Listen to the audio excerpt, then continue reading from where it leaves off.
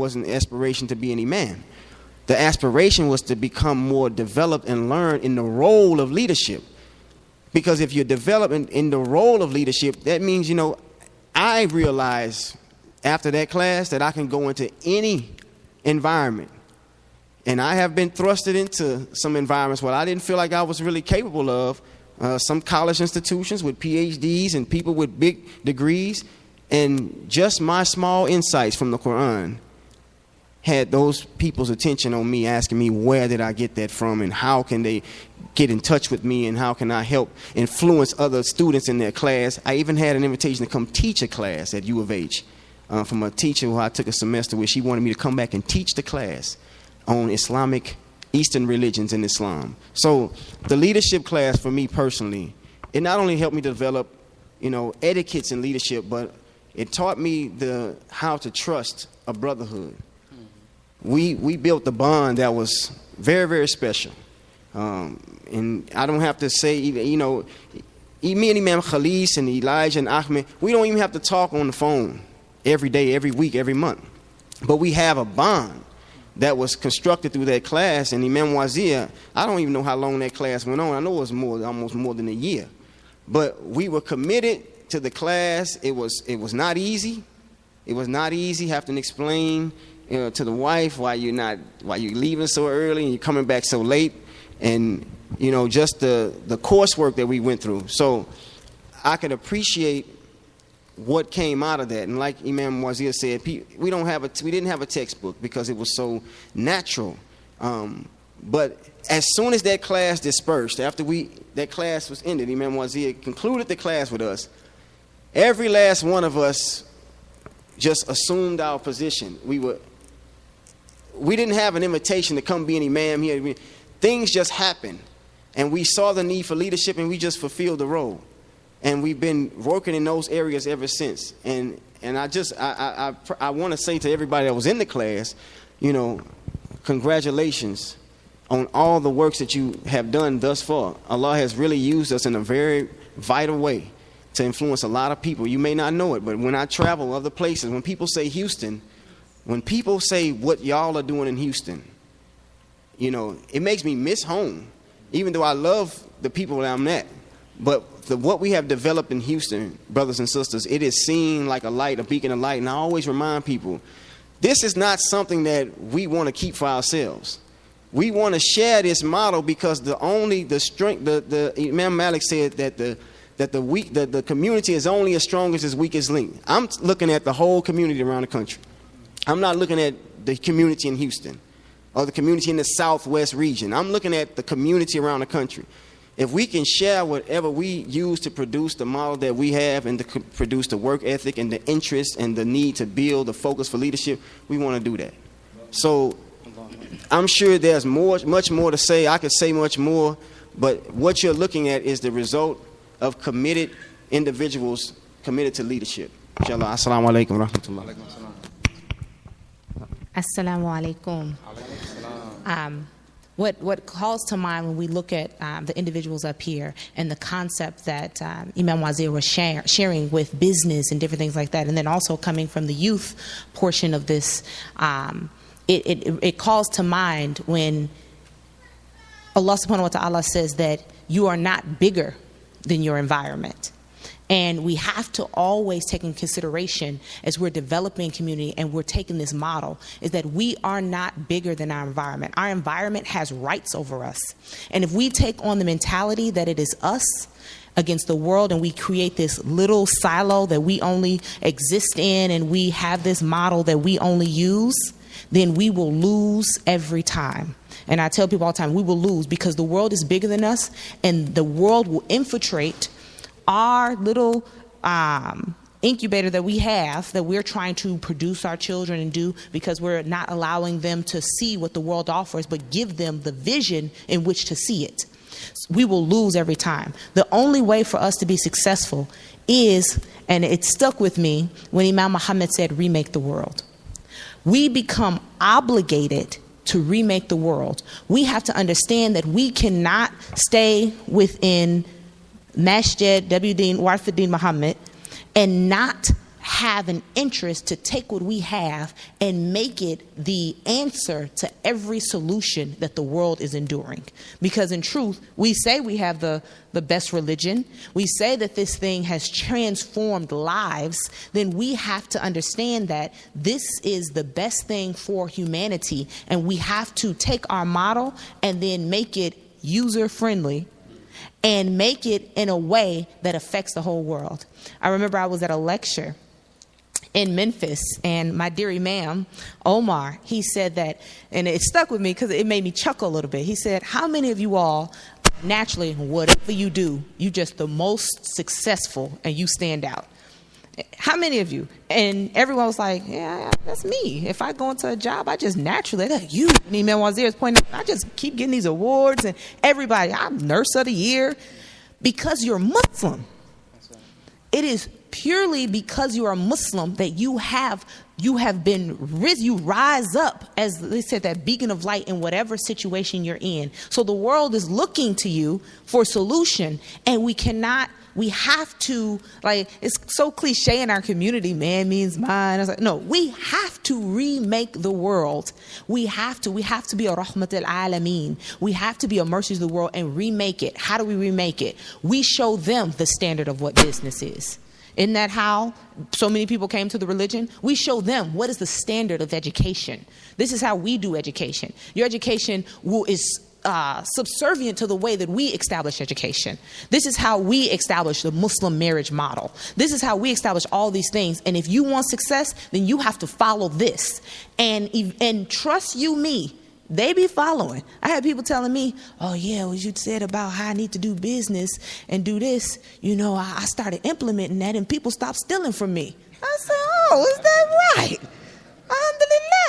Alhamdulillah. They will start to use this. They may not give you the credit, but they're using it, and you'll see it in every walk of life. So what we have here is a template to what we have to take and make user-friendly for the whole world and implement it to the world, because our children are going to be influenced by the world. Our children are going to be affected by the world, and we can't stop them from that reality because the world is bigger than our community. They're going to walk out the door and just boom. So what we have to do is make sure that we're influencing the world. And if they know that we're the ones that are remaking the world, it naturally sets them up for the leadership that the Imam was talking about in the first presentation today. It naturally sets them up to be leaders. Oh yeah, my dad remake the world. Like what? What you gonna say? So we have to take that reality and make it applicable. And that's all I have to say. So, alhamdulillah. Alhamdulillah. Thank you. If anybody else want to go out, okay. You want to balance it out, or? Balance it out. Okay. Bismillahir Rahmanir Rahim. Assalamu alaikum. I'll keep it brief. In retrospect of the class, of attending the class, just to touch on or continue what Imam Tariq had said, the class was originally titled Imam's Training.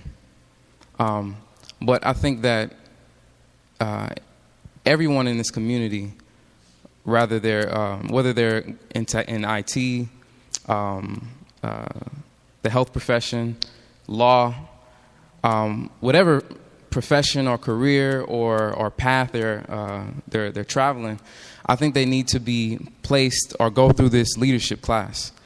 Because what this gave me was, attending the class, what it did was, I was transitioning from high school to college. So I think I was about 18, maybe 19 when I joined the class. So I was one of the youngest. Aqib, Aqib, he's getting a PhD, him and his wife right now. Me and him were the youngest in the class. So, but I was transitioning from high school to college, and after we cover a lot of Islamic basics, and when I say basics, I don't mean ABC basics. I mean foundations, right? So foundational things that you need as a human being to be a whole human. So after going through that experience, like Sister Kalima said, every endeavor I've been in, I've been successful by Allah's mercy. I mean, just every place I go, I'm pushed into some sort of leadership position, some sort of position where I'm by Allah's mercy given some sort of direction. And it hit me one day. I just said one day, I said, hey, well, I'm going to use these numbers as an example. Okay, if I'm making 100,000, I just need to, because if I make 50,000, Allah blesses me. If I make 100,000, Allah blesses me, right? So I see this pattern keep happening. I just say, well, I just need to aim for 100 million, right? Right. So this class, Imam Wazir tells me all the time. He's like, look, we can give fiery khutbahs and we can talk about, us having the best. We can do that until, the cows come home, all right? But when it actually manifests itself, that's when the people in the world will bear witness, right, to what we have. So the leadership training has expanded my mind and vision in a way that has helped me see myself as a global person, right? So I have contacts in China, I have contacts in Africa, I have contacts in Brazil, people that I interact with on a daily basis using technology. But the leadership training that I received in this class had gave me the foundation to identify places or my place in any endeavor. I mean, any endeavor. Like this year alone, I've read about 7 to 8 books so far on a certain niche in business, right? So it's just wherever I go now, I'm just, by Allah's mercy, the skills that I've gained, I'm able to apply them and be successful in any endeavor, inshallah. Allahu Akbar. Let me say one thing about Abdullah Rashid real quick before I let you pass the mic. I truly love this young brother. And I tell you, when he came down for the Southwest Conference, he gave the Jumu'ah at the DeSoto Islamic Association in DeSoto, Texas. They absolutely loved him. But it was something that, and I wanted to make this point that Imam Wazir said when we were at the conference. He said, isn't Imam Abdul Rashid the prime candidate for being a mayor? And I thought about it. I said, man, he hit the nail right. See, my father always told us the only place to hit a nail is on the head. And when he said that, I said, man, he's absolutely right. He has that politician swagger, and he knows how to hold a conversation. And we were at dinner, and it's just the inner. I said, man, you didn't know that, but when you said, I scratched. I said, Wazir, that's one of them birds. Wazir's already on them birds, man. But no, but I just wanted to say that was so intriguing to me. But yeah, alhamdulillah, you're absolutely right. So 100 million and the mayor of Houston.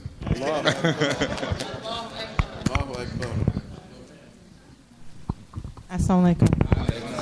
So I'm not a native Houstonian. I transplanted here in 2014, and so the training that I received was in Miami, Florida.